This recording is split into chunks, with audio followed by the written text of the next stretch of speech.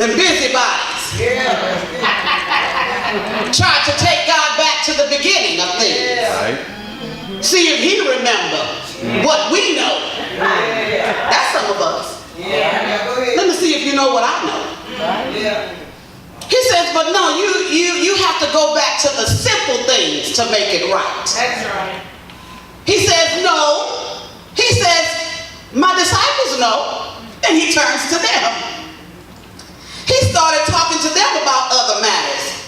And they asked Jesus the same question the Pharisees asked. Is it right for men and women to divorce? The disciples asked that. Now, wasn't that silly? They had been walking with Jesus all the time, knowing the man. That's the thing that God is bringing us back to. Remember what he said. Right. Not what people think we ought to know about God. And what his word said. They asked the same question. Jesus looked at them and said, let me move on to the children. He says, bring the children to me. They brought the children to him. What happened? They rebuked the children. Not the Pharisees. The disciples. Yeah. They rebuked the children. God values our children. Because we so grown, we done forgot how to be like a child. We know everything. Come on. We tell our children, do as I say, not as I do. Right. But sometimes children are right. Come on now. And we are wrong. God said to bring them to me. He was upset that they took the children and tried to push them aside. Because we have to look at our next generation that is coming up. If we push them away from God, they won't know God. Right. There's some today that don't know God because their parents with their grown selves have pushed them away from God. Right. And when something goes wrong, they want to blame everybody else but themselves. Right. Lord, have mercy. There are children killing children. Instead of there being children uplifting children, they're killing each other. I don't know if they're going to be a next generation. The enemy is having havoc on our children. But that's why we have ours today that we teach them.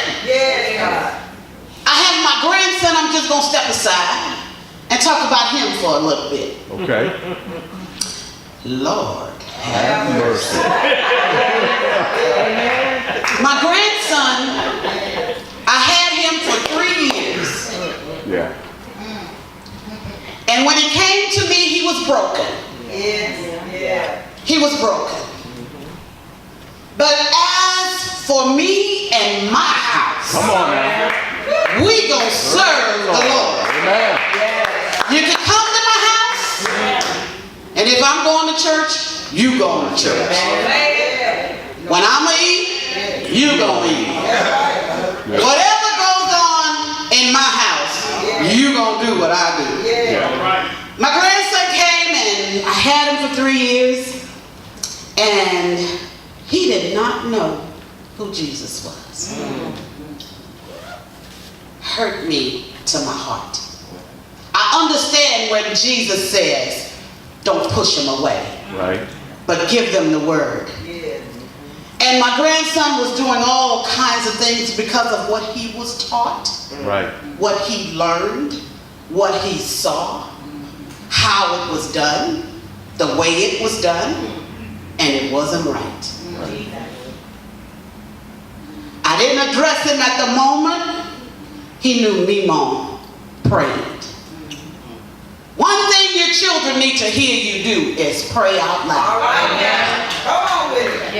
Call on Jesus no matter what's going on. Yeah. He came to me one day, he said, Mima, why you hollering so much? I said, because there's so much noise in the atmosphere Come on now. that I got to break through to get to God. I said, not because somebody else is praying for me. Yeah. I said, it's for my household. I said, I'm calling out to God for you. I'm calling out to God for your daddy. I'm calling out to God for your aunties and your uncles and my sisters and brothers and my family. I said, I'm just calling God just in case. Right. They didn't address him on the day. So he said, oh, okay, well, what I need to do? I said, I need you Come on. Kick your ass. to learn Psalms 91. I said, because you need some shelter right now. You need some covering right now. Right. You need to know about the God I serve and how he hides me. How he hides me. You got to know how to hide, because the enemy desires to sift you as well. Come on. You got to learn that. And I said, once you get into it, he said, Mimo, I got to learn the whole thing. I said, your mind is capable of learning the whole thing. I said, I'm going to give you a week. I said, and come back and recite it to me. He said, for real? I could do that? Yes, you can. He said, okay, Mimo, I'm going to do that. Okay. That baby came back in 2 days and recited Psalms 91 to me. That's the part of why we don't run our children away. Right. So Jesus, at that point, I'm going to get back to that. Just hold that thought. Jesus laid hands on the children. I had to go back to that example. I had to call my grandson and I had to say, come, let me pray for you. And I laid hands on him. I anointed him with oil. I asked God to bless him. And I loved on him. Children needs love. Amen. A lot of love. If we have our mindset in the child form that God can love on us, we sang that song. I love you forever. I didn't know what they were going to sing, but God did. But as we continue to read in the Word, he tells me to take you back to Mark chapter 10. It says Jesus continued down the road. He got done with the kids. He showed that example. He says there was one that came running to him. And before he could ask anything, he said, Teacher, what shall I do to inherit the kingdom of God? What shall I do? How many times you've been at church sometimes? Sometimes our people are funny. They move on emotions. We get emotional. And that man started running to God. I just saw it in my mind's eye. And he was running to him. And he thought, I got everything I need. Just this one thing. Maybe, he just gave it to me. I won't have to pay for it. Because he was a rich man. He was a rich man running to Christ. He had everything that he needed. But he didn't have Jesus. You can have everything in the world. And if you don't have God, he can't be bought. You can't manipulate it. You can't scheme your way in. You can't trick your way in. Ask Jacob. You can't do that. Ask him. You can't do that. So Jesus looked at him with mercy. That's how he sees us. God is just so awesome. He looked at him and he said, why do you call me good teacher? But got ahead of himself. He says, no one is good but one. That is God.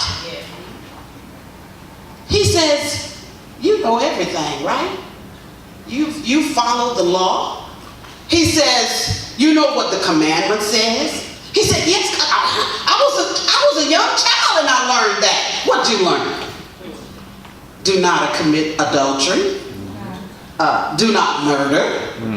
Do not steal. Do not have false witness, bear false witness.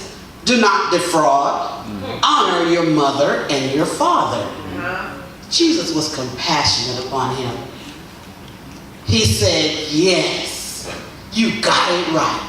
Oh, he was excited, I'm sure. I'm sure he was like, I'm about to get in there. But Jesus said, one thing you lack. One thing you lack. He says, go and sell whatever you have and give to the poor, and you will have treasure in heaven. He says, come, take up your cross and follow me. He said he was sad and went away sorrowful. Lord have mercy. You mean to tell me I worked all this time and got all this stuff, got my house, got my cars, got my money in the bank, got my diamonds, got my gold, got my land, I got all this, and you telling me to sell it and give it to the poor? I worked hard for that. No, you didn't. They work hard for you. Right. They work hard for you. So Jesus looked at him with compassion. He says, how many of you would give up all you have to follow Jesus? That's a question. If that had to be our way into the kingdom, could we do it? I look at myself. And I said, sometimes I go in my house, I said, Shirley, you're a hoarder. I start packing up stuff. One month I did that. I packed up like 8 to 10 bags of stuff. Come on. And I went and I started putting it, I couldn't find the bins close enough that wasn't already full. Right. And I started just taking bags and shoes and clothes and things out of my cabinet and just going and just getting it out of there. We are hoarders. Yeah. We got 6 bedrooms. Come on. We only gonna sleep in one. Right. We got 90,000 pairs of shoes. Come on. We can only wear one. Right. We got 50,000 outfits. We Yeah. can only wear one at a time. Right. And you're not gonna get to all of them because I'm guilty. Still got some in the closet with tags on. You know what? Today I came to show off my red tennis shoes that I've been having for months. And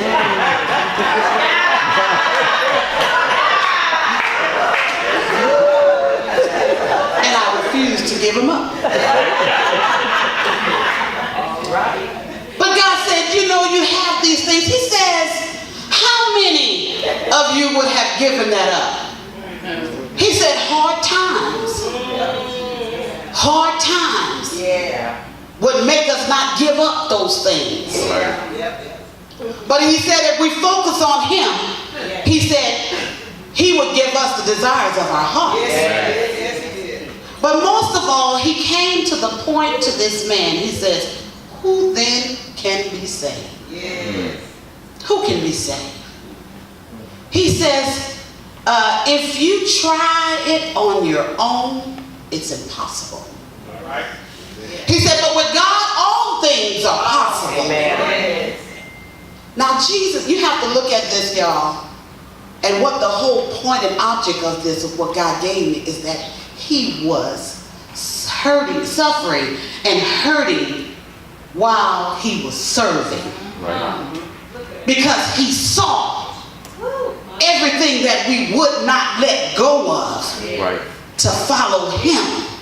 He's just giving us examples today of what we won't let go to not serve him.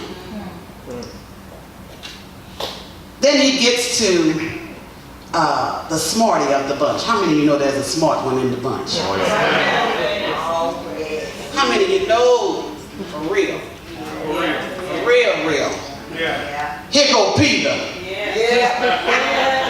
Father, I left everything to follow you. You talking to me? I'm Peter. I'll cut you in a minute. And then go repent. How about that? He working on me. But Jesus said, Lord, have mercy. He said, no one left their house, their brother, their sister, their father, their mother, their wife, their children, their land for my sake and the gospel. Yeah. We come to church, y'all, all the time. We hear the word all the time. But it says, let me just tell you what's going to happen to me for your sake. He said, I will begin to tell you about my death. He said, I will be delivered into the hands of the Gentiles.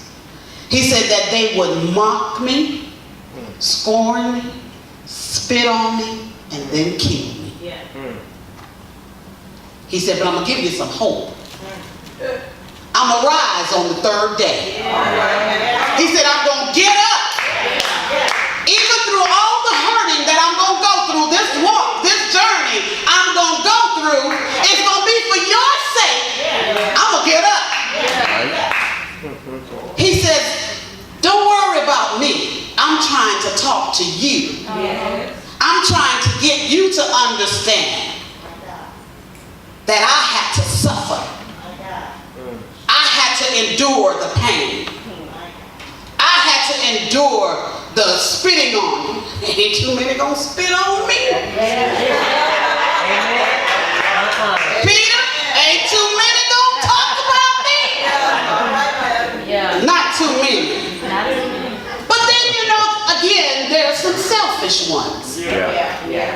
God is telling us all about us. There's some selfish ones. James and John, they started to talk about, well, God, since Peter's doing all that, what about us? Can we sit on the side with you? Can I get some favor and sit on, let my brother here sit on the right and the other one sit on left? Let my friend, come on, y'all.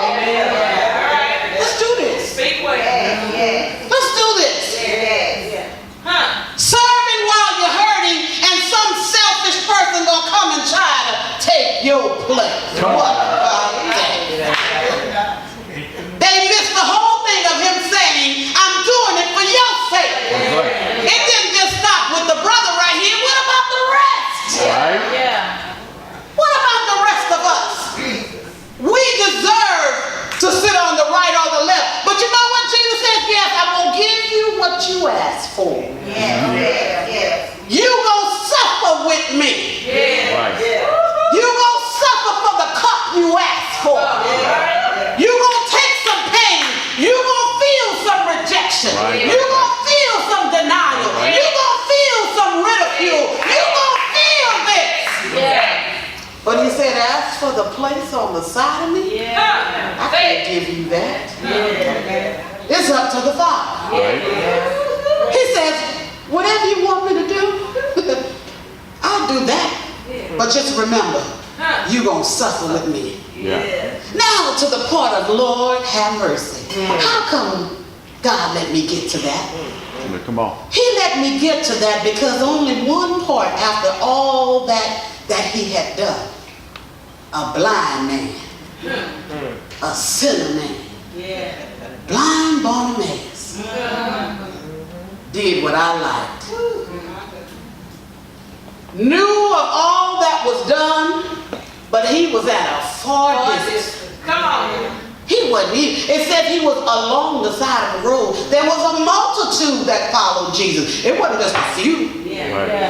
It was a multitude that followed Jesus. But when they followed him, the word got down. You know what time something happened, word get down, and you way over there? It will be another state and you get the word.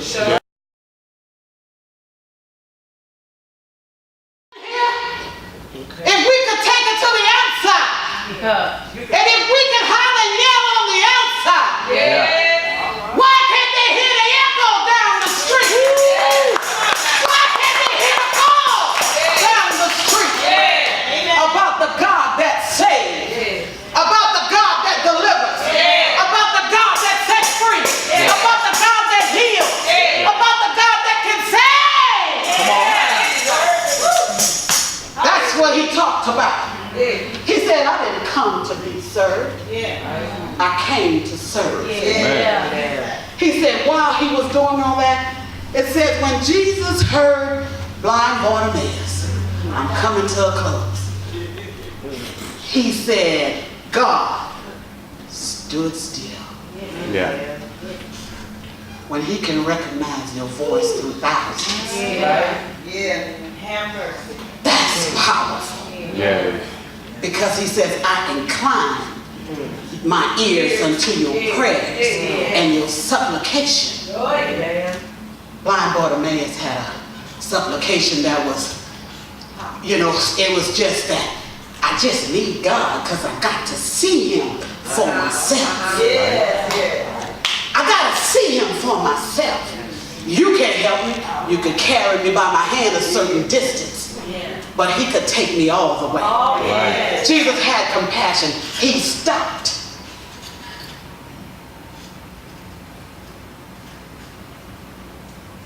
Stood still. Can you imagine time standing still for you? And God says, bring him here.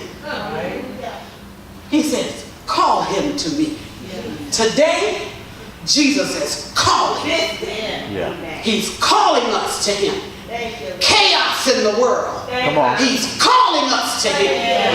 He says, come. Don't let nobody tell you like they told blind Bartimaeus, it's your lucky day. Right. No. God don't deal with luck. He is God.